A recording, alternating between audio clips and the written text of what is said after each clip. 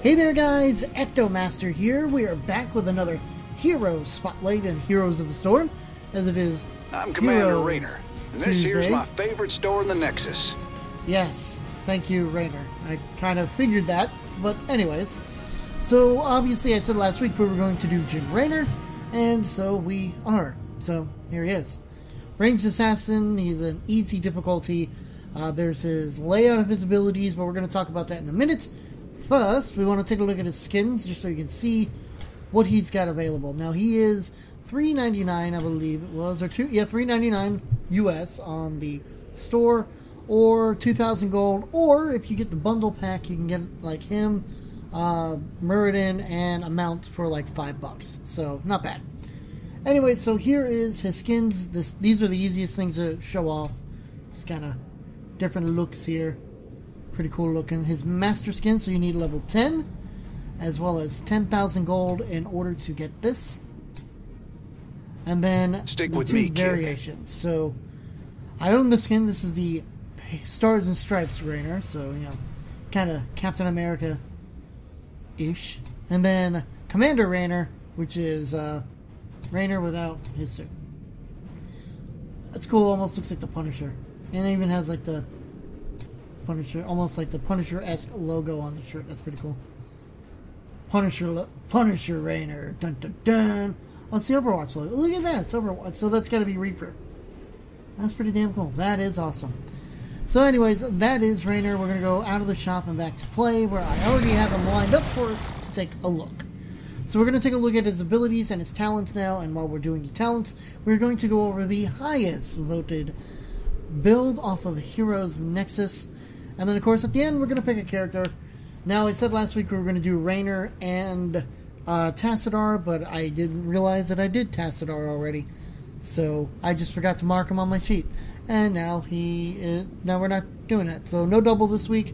Once I know who is the free-to-play this week, we will then play, if there's another one on the list that I don't own on the free-to-play, which is like one of 4, then we will do that as well as whoever we pick at the end. So, away from all that, let's check out Raynor's abilities. So, his Q, W, and E, his main abilities. Penetrating Round, which is a 60 mana cost with a 12-second cooldown.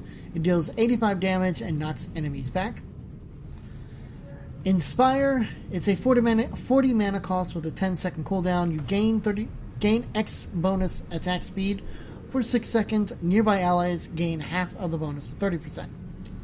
Adrenaline Rush. It's a 45-second cooldown. Automatically activates to heal for 160 or X when you are below 30% health. And then Advanced Optics.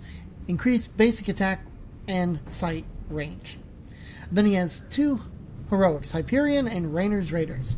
So Hyperion is a 100 mana cost with a 100-second cooldown. You order the Hyperion to make a strafing run, dealing 25 damage a second, hitting up to 4 enemies. Also, occasionally fires its Yamato cannon on structures for 300 damage, lasts 12 seconds. And then Raynor's Raiders, it's a 100 mana cost with an 80-second cooldown. Summon 2 stealth banshees that attack an enemy. Each banshee deals X damage a second and lasts 22 seconds. Can reactivate the ability to retarget the banshees. So there you have it. So let's take a look at his talents and his build, or this build that I have found, and it's called Starter's Guide to Raynor by I Am Dantier. We've seen his name a few times here. So level 1, you have Give Me More, increase Adrenaline Rush healing by 50%. Seasoned Marksman is one I think we see with others, as well as Scouting Drone, but Raiders Recruitment, kill enemy minions to gain stacks of recruitment. Use 15 stacks to recruit and target mercenary, instantly defeating them. Does not work on bosses, and a maximum of 50 stacks. So it's very similar to like Murky's Bribe. It's pretty much like a bribe. Now for this build, it recommends to go with Give Me More, which is the Adrenaline Rush increase. At level 4, we have Focus Attack. Every 10 seconds, your next basic attack deals 75% additional damage. Basic attacks reduce this cooldown by 1 second. That's one we see with others, and it's a passive ability, but it is the one that they recommend to go with this build. The ones, if you wanted to go outside of the build, you do have his Vampiric Assault is something that we see with others, but the ones specific to Raynor. Confident Aim lowers the cooldown of Penetrating Round by 4 seconds if it hits an enemy hero. As I leave things up.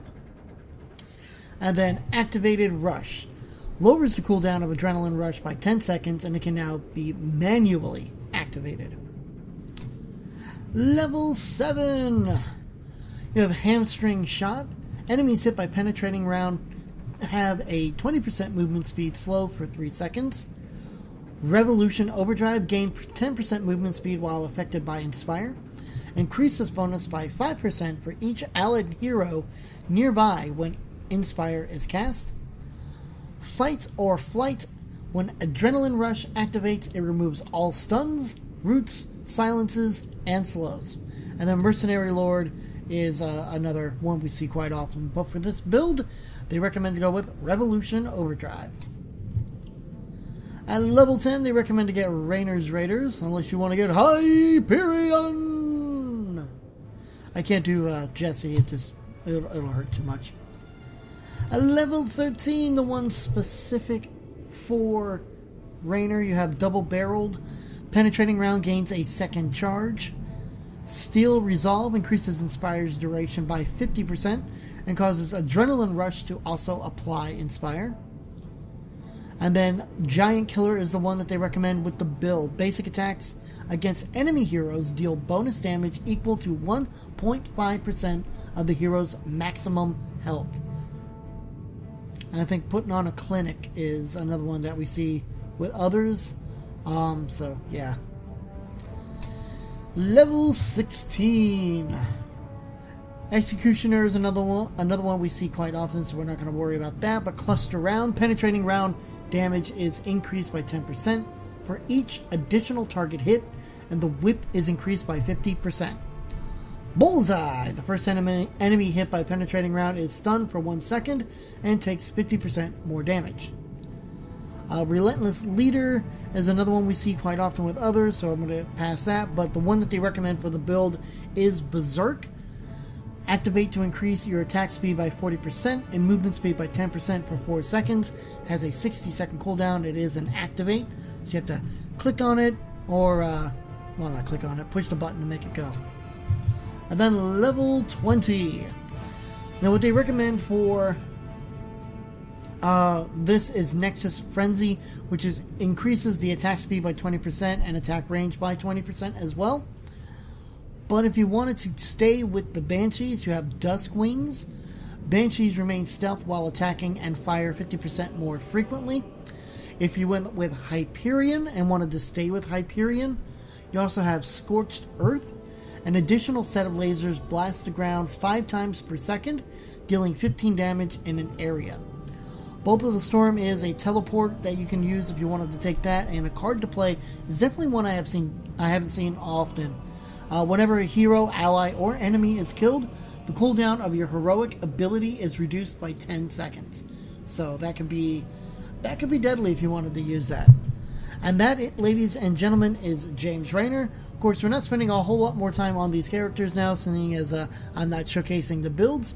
But the plan is, and this is the plan, after I'm done doing, once my list is cleared, and I mean, I'm down to like the nitty-gritty of what I've got, and I'm waiting to see if the ones that I don't own either A, go on sale, or B, show up in the free-to-play.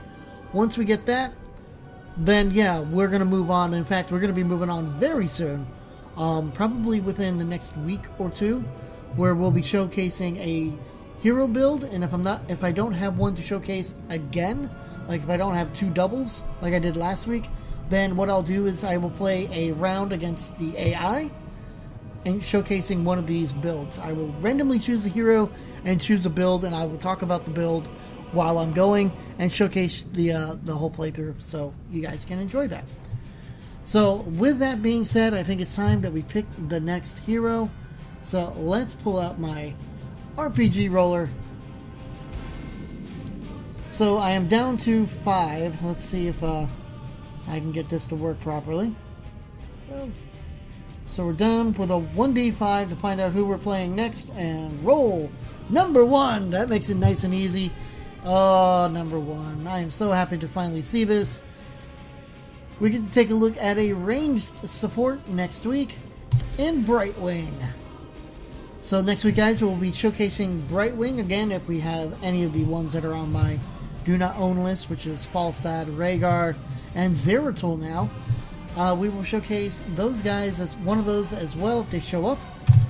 Watch all 3 show up, and I will probably record all 3 just so I can get them lined up, and then we'll move on from there. So that's it for now, guys. We'll be back next week with another Hero Spotlight, and we're going to be taking a look at Brightwing. Until then, I will see you guys in the next round.